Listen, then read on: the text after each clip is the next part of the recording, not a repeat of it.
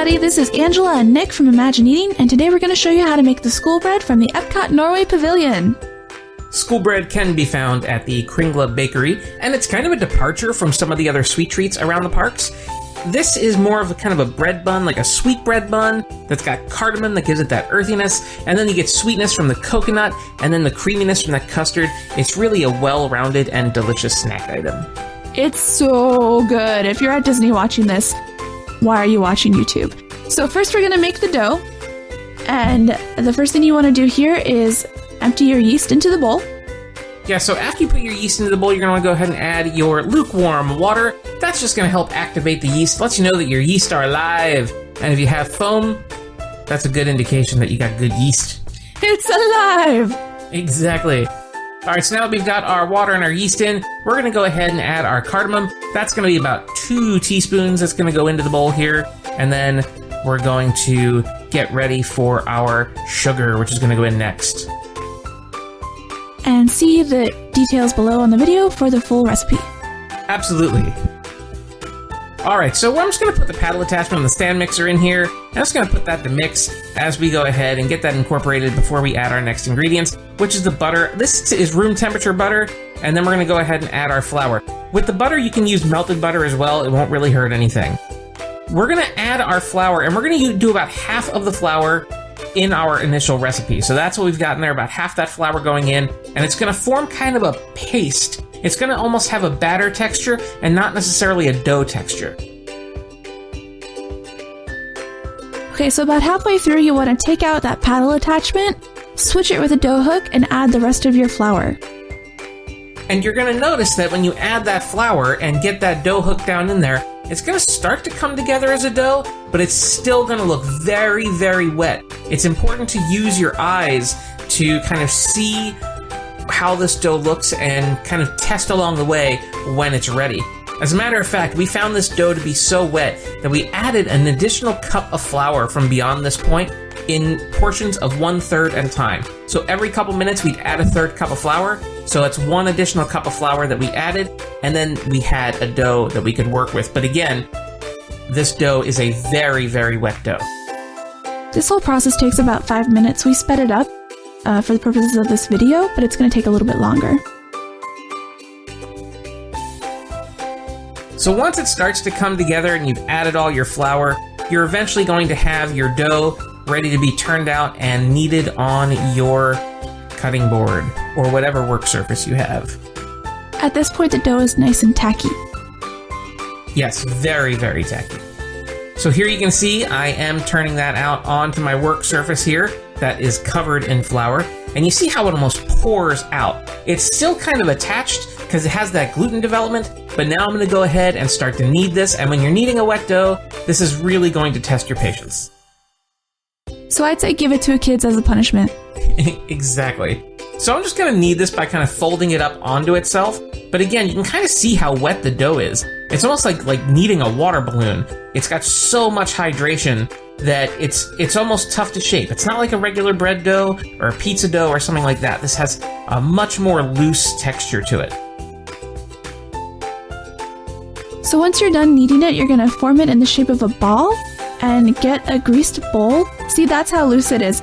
It just billows out if you leave it alone for even a few seconds. So you're going to put that dough in your greased bowl. And then you're going to let it rise for about 45 minutes. And then you're going to make the custard. Yes, so to make your custard, you're going to add your eggs, sugar, and vanilla to a bowl and just start whisking them.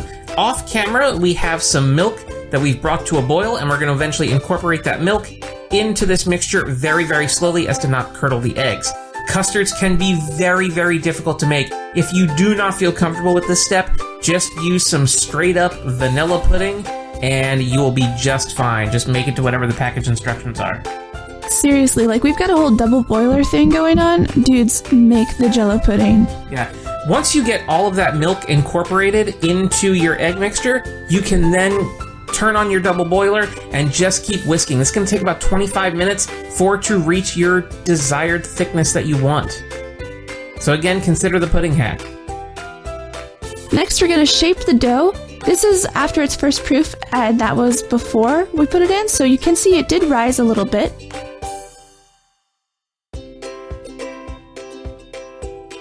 All right, so I'm going to use a little bit of bench flour there and turn this dough out onto the surface. Now again, I'm going to keep mentioning it, this dough is extremely hydrated, so it's very, very difficult to work with. I'm going to throw some flour over the top, and basically, I'm going to do the best I can here to form this dough into a nice log shape, as best I can. This is not like a pretzel dough where you can just kind of roll it out nice and thin with your fingers. This is a much more difficult process, yet you need delicate hands. This dough will test your patience. So do you know the history of school bread? As a matter of fact, parents in Norway would make it for their children and send them to school with it as a treat after lunch. So there's a lot of frustrated parents in Norway who learn how to work with highly hydrated dough, and then they just say, go to school with this, kid. I hope their kids are super grateful. I would be. School bread's delicious. Yeah, I wish it had been in my lunches as a kid. I just got peanut butter sandwiches. All right, so again, here I am trying to shape this dough into kind of a log shape. Again, doing the best I can, because you can just tell by looking at it here how highly hydrated it is.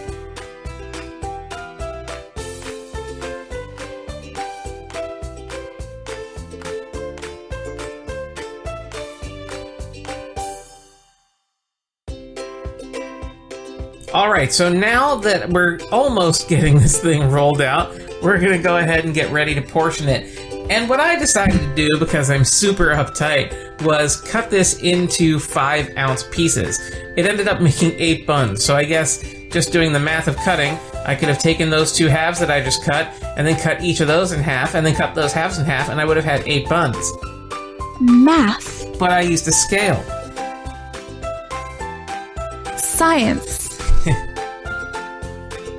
These make pretty big buns, so if you are going to use a scale, I actually recommend using like 3 ounces instead.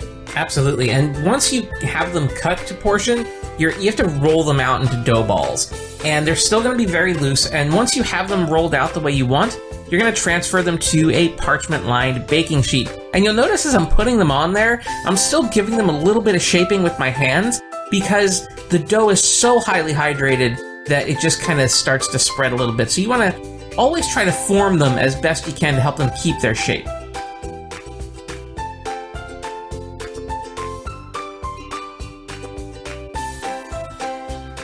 Alright, so this particular recipe made 8 buns. We wanted to give them enough space, about 2 inches apart, so we have them on 2 separate baking sheets. And we're going to let those proof for about 20 minutes. In the meantime, we're going to toast our shredded coconut on some high heat. Make sure that you are controlling that heat. Lift the pan if you need to once your coconut starts to burn. You don't want that to happen.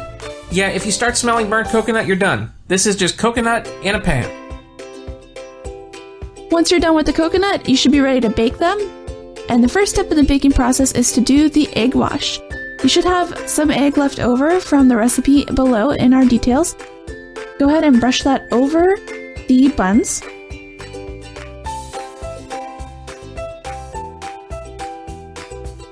And we actually brush the egg wash on them twice. Yeah, I'm being very meticulous here with the egg wash because those are going to expand out a little bit as they cook. So you're actually going to want to cover that with all that surface area. Bake at 375 degrees for 15 to 20 minutes and voila! There we go. We have our school bread right out of the oven. These need to cool for about an hour before you do anything else with them. Do not try to decorate these before they cool. So off camera, we poked holes in them for the custard, and the next part is you're going to create your royal icing, followed by your shredded coconut. And then you're going to assemble by dipping them into the royal icing and then rolling them around in the coconut. Now the reason why we poked the holes in the top of those is to give that custard some room when we go in there. As a matter of fact, when you poke that hole in the top, kind of take the spoon or whatever device you use to poke that hole and just kind of go around the inside a little bit just to make that crevice within the school bread a little bit bigger, so that way that custard will take up more space in there. If you don't create enough room, it's not going to have that donut feeling of filling when you bite into it. So here's the custard. We inserted the custard into a piping bag, used a long tip, and filled it all the way up. Yeah, you want to get as much custard in those buns as you can.